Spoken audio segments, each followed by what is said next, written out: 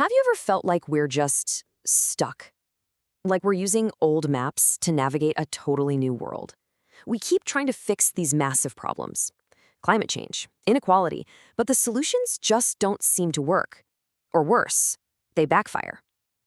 Well, today, we're going to look at a new way of seeing, a new lens that helps explain exactly why that is. All right, let's get into it. To really get our heads around this, just picture a huge traffic jam. I mean, horns blaring, nobody moving, it's a total mess. And you're the one who has to fix it. So where do you start? The usual way of thinking would be to zero in on one little piece of the puzzle. But what if your only tool was to look at a single car?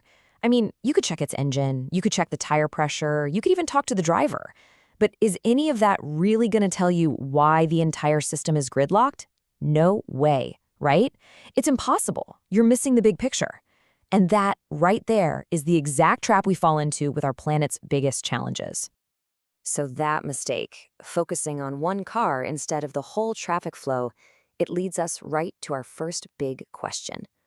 Why are our old solutions failing us so badly? It's because we're not dealing with simple problems anymore. We're up against something called wicked problems. And no, that doesn't mean they're evil.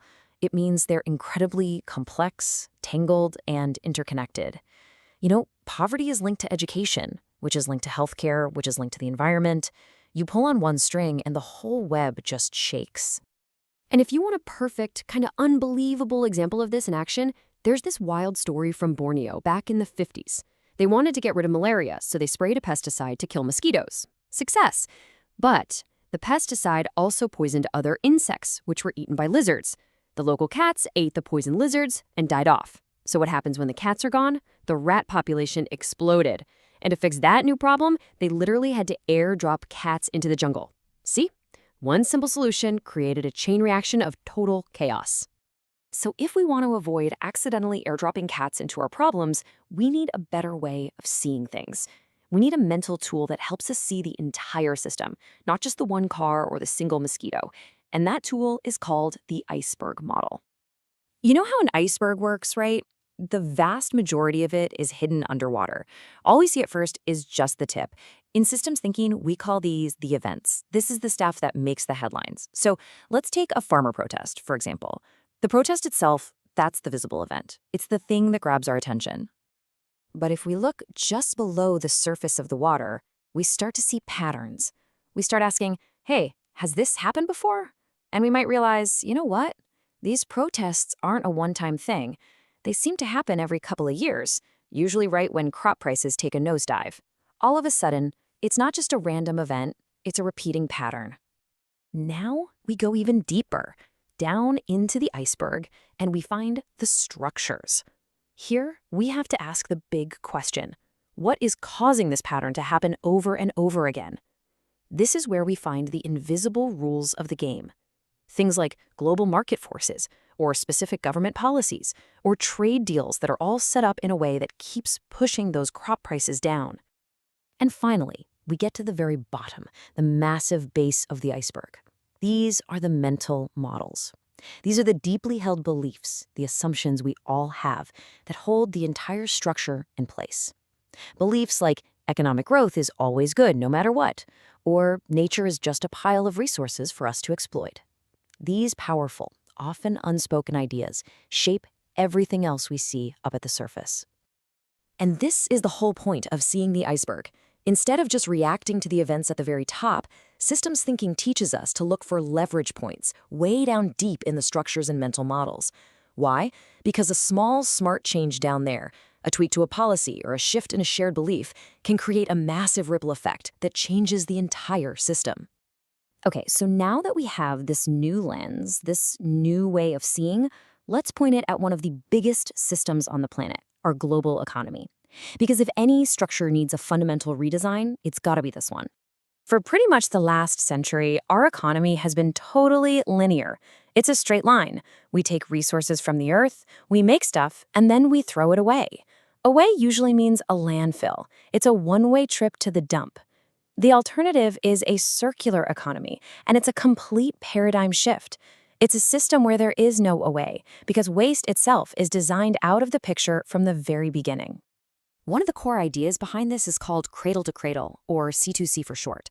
And its main principle is just brilliantly simple. Waste equals food. I mean, think about it.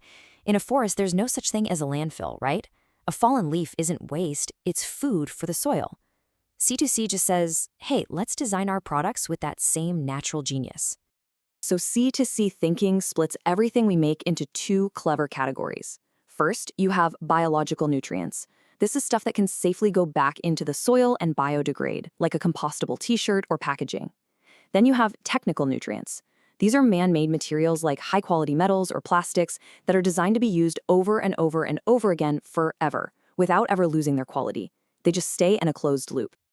And look, this circular mindset isn't just some fancy, futuristic theory. In places like India, it's been a way of life for centuries. They have a concept called jugaad. It's that mindset of doing more with less, of finding a clever, improvised fix using whatever you've got on hand. It's proof that these core principles of resourcefulness and eliminating waste are already deeply, deeply human. So if we're going to redesign our entire economic system, we're going to need a new goal, right? For decades, that goal has been super simple: growth. Just grow at all costs. But what if that's the wrong destination? What if we should be aiming for something much, much better? This is where this amazing idea called the donut economy comes in. Picture it like a new compass for humanity. The inner ring of the donut is our social foundation. This represents the bare minimum that every single person on the planet needs to live a good life. Things like food, clean water, healthcare, education. We cannot let anyone fall short into the hole in the middle. Now, look at the outer edge of the donut. That's our ecological ceiling. These are the hard and fast limits of our planet. Things like a stable climate, clean air, healthy oceans. These are the boundaries that science tells us we absolutely cannot cross if we want to keep Earth a livable home. So you've got the social foundation on the inside and the ecological ceiling on the outside. So what's that space in between? The actual delicious part of the donut?